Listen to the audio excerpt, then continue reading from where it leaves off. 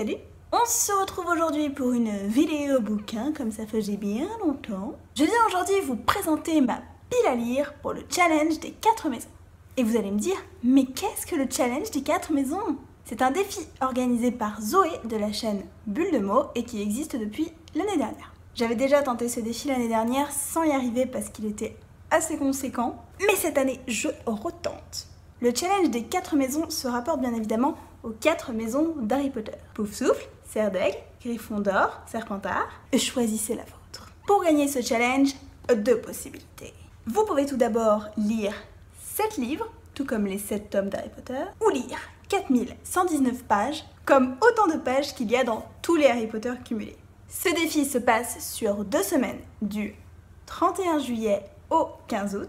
Mais en plus de réussir ce défi en lisant les 7 livres et en obtenant 50 points, ou en lisant autant de pages et en récoltant 100 points, vous pouvez faire gagner des points bonus à votre maison. Zoé a mis en place un certain nombre de catégories que je vous invite éventuellement à retrouver sur sa vidéo challenge que je vous mets dans la barre d'infos.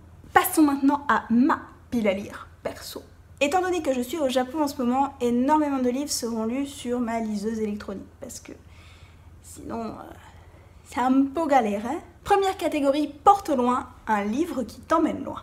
De mon côté, j'ai choisi La Tresse de Laetitia Colombani. J'ai vu ce livre sur la chaîne de Bulle Up qui avait l'air de l'avoir carrément aimé, ça se passe loin, ça va bien dans la catégorie.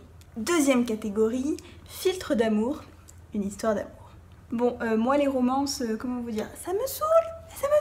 Alors bon, j'ai voulu prendre un livre que genre tout le monde a lu, tout le monde a adoré, je me dis allez, on fait l'effort. Et il s'agit de Tous nos jours parfaits de Jennifer Niven. Troisième catégorie, un livre qui fait partie d'une saga.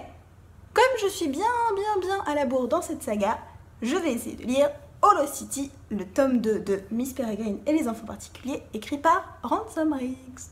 Quatrième catégorie, Fred et George, un livre humoristique. Pour cette catégorie, je vais lire Audrey retrouvée de Sophie Kirsela. Cinquième catégorie, Basilic, un livre qui vous pétrifie. Comme c'est une auteure que je connais bien et qui a quand même bien tendance à me pétrifier, j'ai choisi Les morsures de l'ombre de Karine Giebel. Sixième catégorie, Harry Potter et l'enfant maudit, un livre dont tu attends beaucoup. Comme j'avais adoré La fille du train de cet auteur, j'ai choisi Au fond de l'eau de Paula Hawkins. Septième catégorie, Tom Jedusor, une belle couverture. Je vais sûrement reprendre pour cette catégorie Tous nos jours parfaits.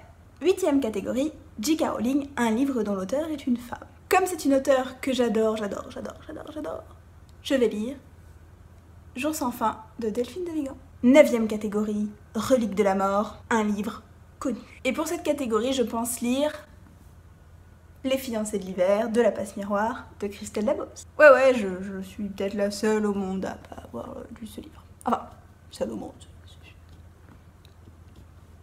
Non, aucune exagération, aucune. Dixième catégorie, une histoire d'amitié. Margot de la chaîne Margot Liseuse l'a conseillé récemment. Je pense lire Les petites reines de Clémentine Beauvais. Coupe de feu, un livre interdit aux enfants. Pour cette catégorie, je vais reprendre Les morsures de l'ombre de Karine Giebel qui, je pense, fait genre bien flipper.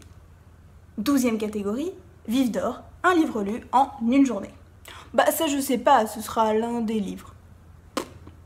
Et enfin, 13e catégorie, Quidditch, un livre qui relève du défi. Et pour moi, un défi, ce serait de lire, non pas une romance encore, un classique. Je vais essayer de lire Orgueil et préjugés de Jane Austen. Voilà pour les livres que je pense lire dans ce défi. Alors, j'en entends déjà qui vont dire « Oh mon Dieu, mais tu vas pas tout lire en 15 jours !» Non, c'est vraiment pour avoir une idée de livres à lire, mais je pense que ce sera très compliqué de pouvoir lire autant sur 15 jours. Donc si j'en lis déjà 7 et que je valide le défi, je serai genre ravie. Je vais pas me mettre la pression, surtout qu'on part en vacances la semaine prochaine sur une petite île au nord du Japon et que j'ai pas envie de passer ma semaine à lire alors que je vais être dans un endroit juste super sympa. Mais c'est vraiment pour me donner une idée et préparer un petit peu ce défi. Je vous tiendrai bien sûr au courant de comment s'est passé ce défi, s'il a été complètement raté, ce qui est possible, ou si au contraire je l'ai réussi et j'en serai extrêmement fière. Merci d'avoir regardé cette petite vidéo et moi je vous retrouve très bientôt. Salut!